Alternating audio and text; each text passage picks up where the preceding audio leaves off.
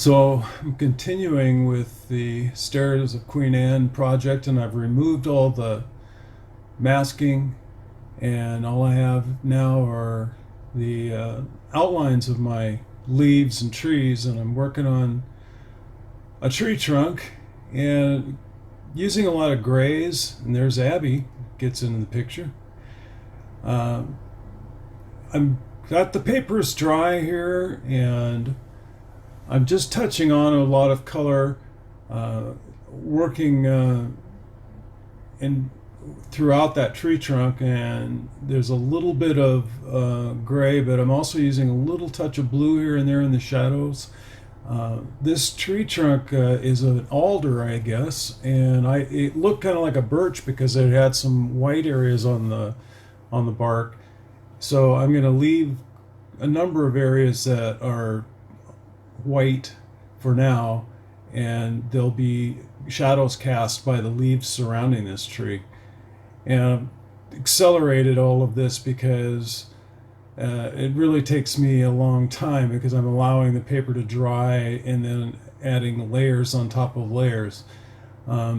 It also helps me to slow down and assess what I've done.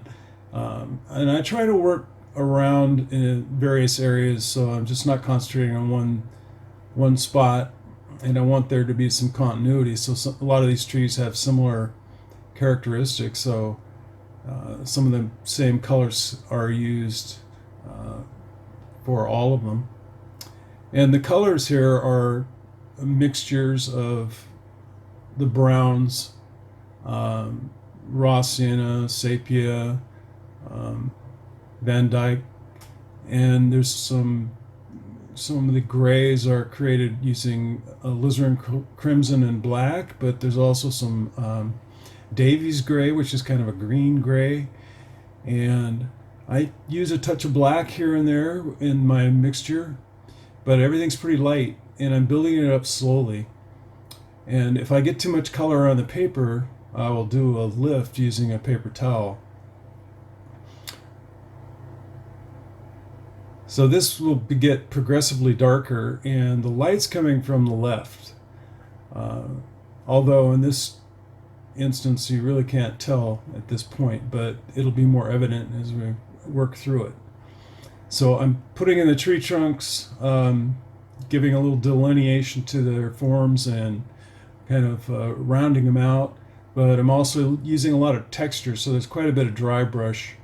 And paper, as I said, is fairly dry because I don't want the color to escape and go everywhere. Right here I'm doing the concrete ball that sits on top of this pillar, and for it there are shades of gray, and there's also a little pink on the left side where the light's hitting it. So that's going to be fleshed out with like a sphere, and there's a light wash on it now, but it's going to get darker, and it has a lot of there's quite a bit of moldy, mossy greens on top of it. Working on the leaves, there's a mixture of greens and predominantly sap green, but I add a lot to it, and there are browns added to that green, and there's also olive and hooker's green that are combined. Occasionally a little bit of Chinese white kind of tones it down. Here I am making this ball a little more three-dimensional, trying to get some shadow on the back side and fairly dark on that side on the right, away from the sun. So it's just like painting any other three-dimensional object, a sphere, and what creates the edge for that will be the background. Put contrast between that spherical form and the leaves behind it.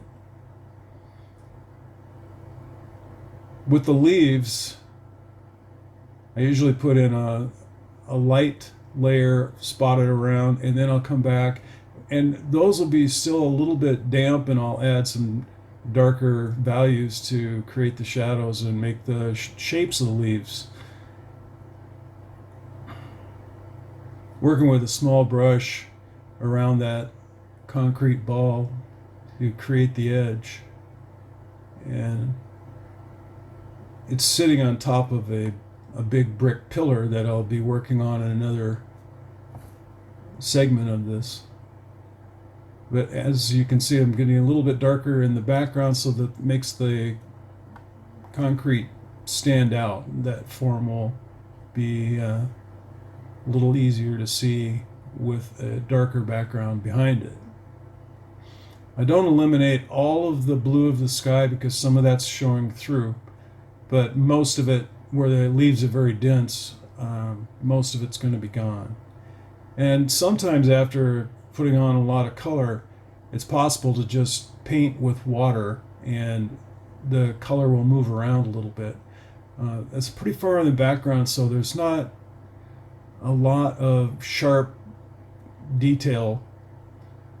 It's kind of obscured, and so I want to use a little bit more water to create that look. Where there's more light striking, I tend to add a little bit of yellow, cad yellow to the color, or maybe some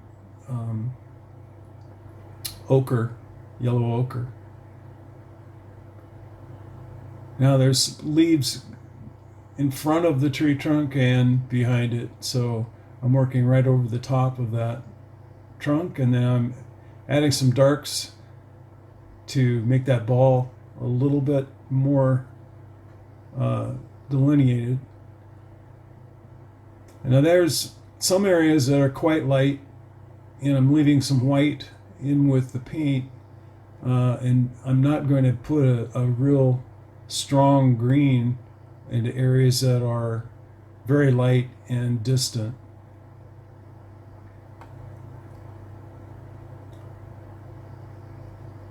There's Abby again. She's an art lover. So as this thing progresses, I'll probably step away, play a little bit of music, and you can see how I'm building up, working from left to right, primarily so that I don't have my palette in the way, or I don't have my arm on across areas that are wet paint. My my approach is generally working from the top down in a painting, but really you're working from the most distant to the foreground. So we work in the background, and once that's completed, come to the foreground.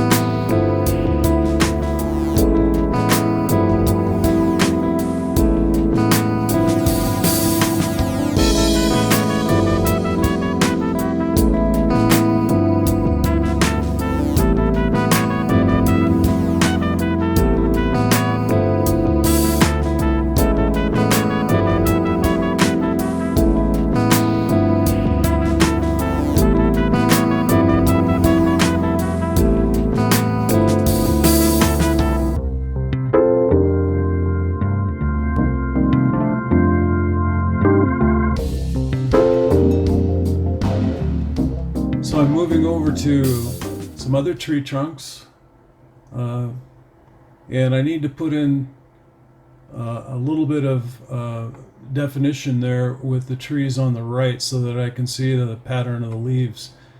And I'm working those with a light gray, and then I'm working back down with my greens.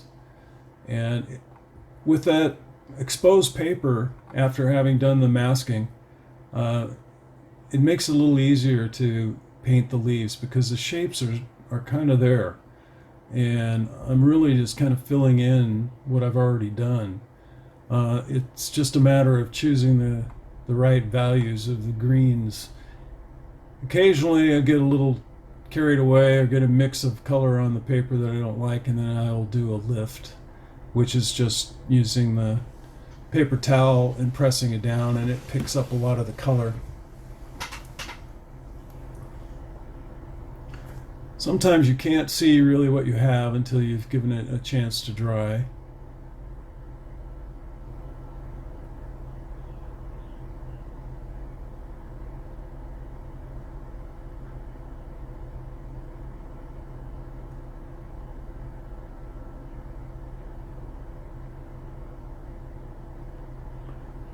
Now, there are a lot of leaves in this painting, and you kind of get in a rhythm.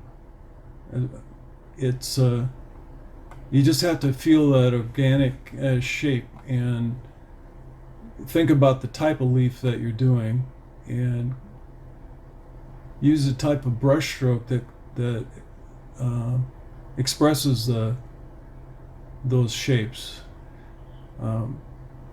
I'm alternating with light mixes and then going back and putting in some shadow while the paint is still a little bit damp, and it helps to blend the colors a little bit. I don't want really hard edged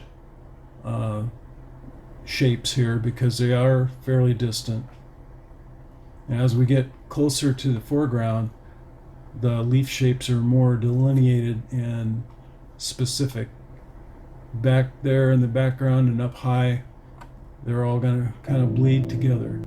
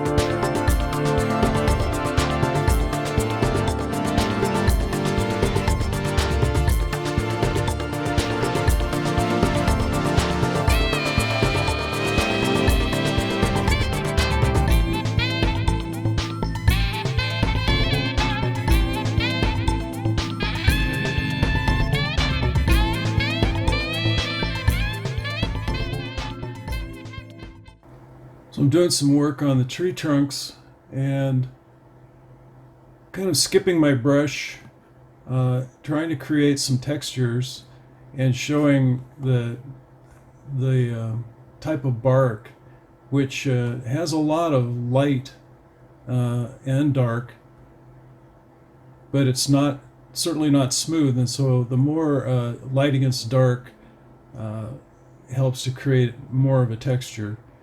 The darks are predominantly on the right side, away from the light, so those are going to become quite dark, and then the side to the light on the left is much lighter and highlighted. Working some leaves in over the tops of these trunks and behind them and building it up.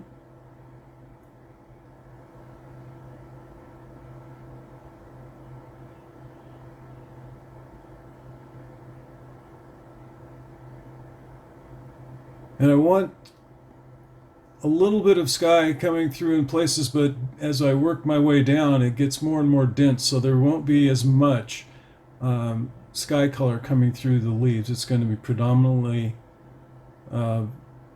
variations of green. And as we get lower and lower in the picture plane, it's becoming more and more foreground. And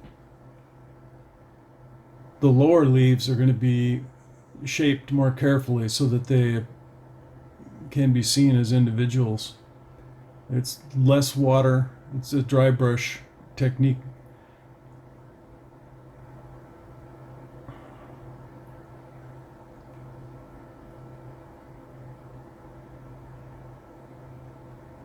A lot of the color here for the tree trunks is has a touch of blue in it, and a mix with alizarin crimson and black, which makes a nice kind of a combined with some brown, kind of a gray brown.